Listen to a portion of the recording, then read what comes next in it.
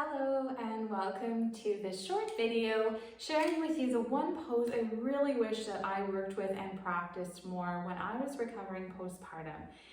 And that shape or that pose is supported fish pose, Matsyansana. So I'm going to demonstrate in this short video 3 different ways to be working with this shape.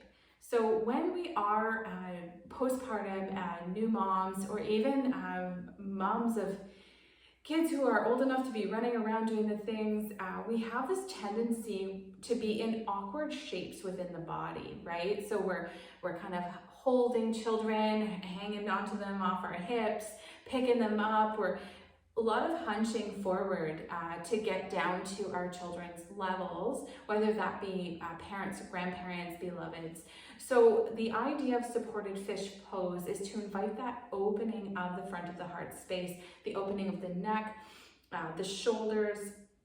It creates, the version that I'll show you invites a compression of the spine as well. So when we come out of this shape, there's this really juicy rush of energy to the spine as well, or can be. So there are multiple benefits to this shape. It is one that I craved and unfortunately didn't always honor. So hence this video for you. So the first version of supported fish pose that I'm going to demonstrate is using a blanket roll. So I've rolled up a blanket to about this shape here, and I'm going to place it to the length of my mat. And I'm going to come to where my sacrum is about a fist's distance between the base of the roll. And then I'm going to slowly bring myself back onto the roll. Now, if you feel like you need a little bit more stability here because you're kind of rolling all over the place, place the soles of the feet on your mat and a bend in the knees, and let the knees fall inwards. So this shape here, there is some support to the neck. And we want to just allow for the opening of the heart space. So the shoulder blades, what they'll naturally do is hug the blanket here. And it might feel quite juicy, it could feel quite intense. If this is too much for your body, then please come off your roll and come straight onto the mat. Just allowing for the compression to take place here. Breathing into sensation. And if you feel that you want your neck to be hanging off of your roll, if you need a little bit more opening to the neck area, then what you would do is sit on your blanket roll, bring yourself down, and allow for the head to fall off the top of your blanket roll. So this is a different sensation, a little bit more compression between the shoulder blades here, because you have that weight of the hips that is equal onto the blanket roll. So it's just a different experience. So this is version 1 of supported fish using a blanket. Version number 2, so you can stay on this in this shape for as long as you feel is helpful and serves you. And then from here you would roll off to your side, and I would highly recommend coming back onto your back and allowing for all of the spine to come down to the earth, and notice that juiciness, the sensations that come through for you. It might be quite grounding, it might feel really, really cool. So please take the time whenever you're working with supported fish, because you have the spine or part of the spine elevated off the mat. You want to make sure that you return the spine to the earth, to ground. So version number 1 with our blanket roll. Version number 2 will be with a bolster. If you don't have a bolster, you can use a couch cushion,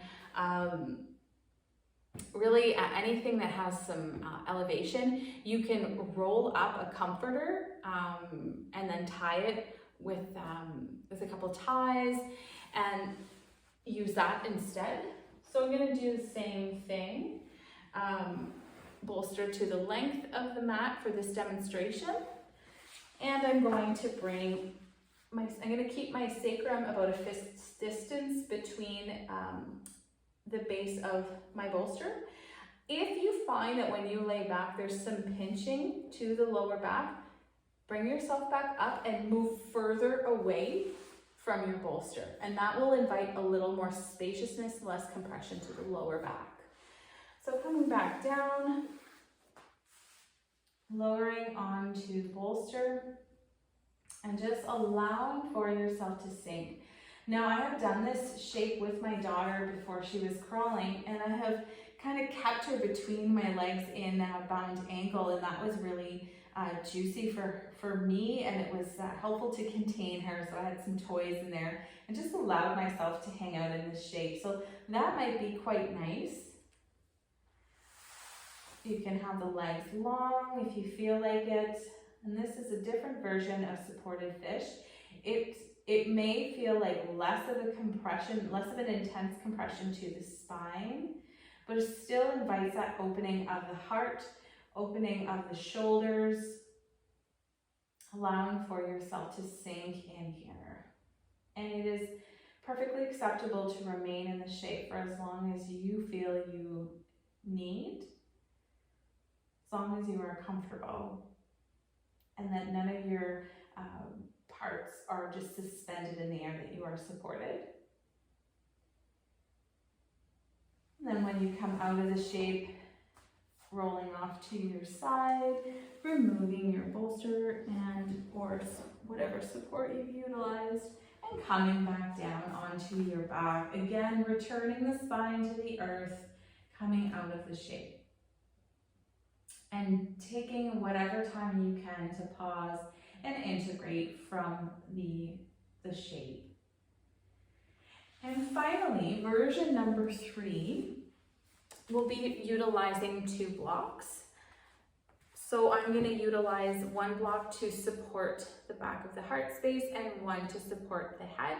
You do not have to use the one to support the head, but if you have any neck challenges, please make sure that you are supporting your head.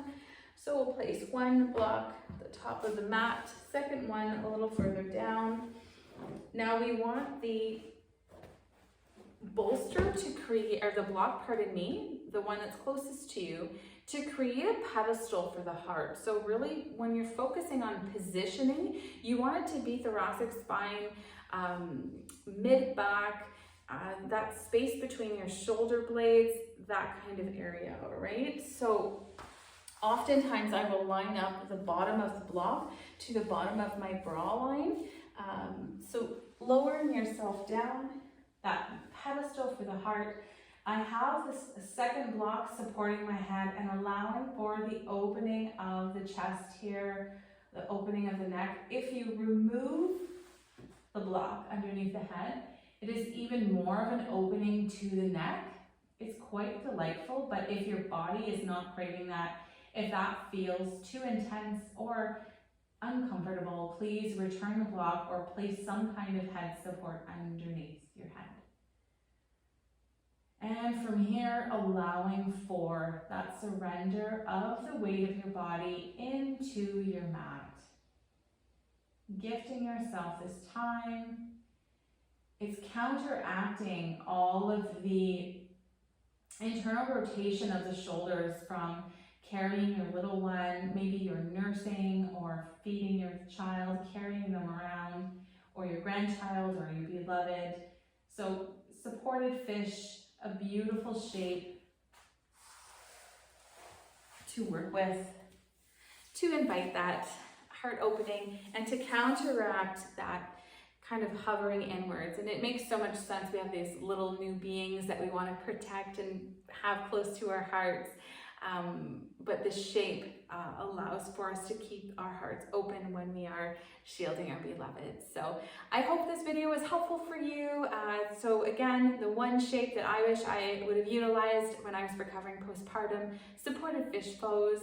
I'd love to know if this was video is helpful. If you've worked with this shape before, if you like it, if you dislike it, please reach out, let me know what your thoughts are. Wishing you such a beautiful day. Thank you so much for watching. Take care. Bye for now.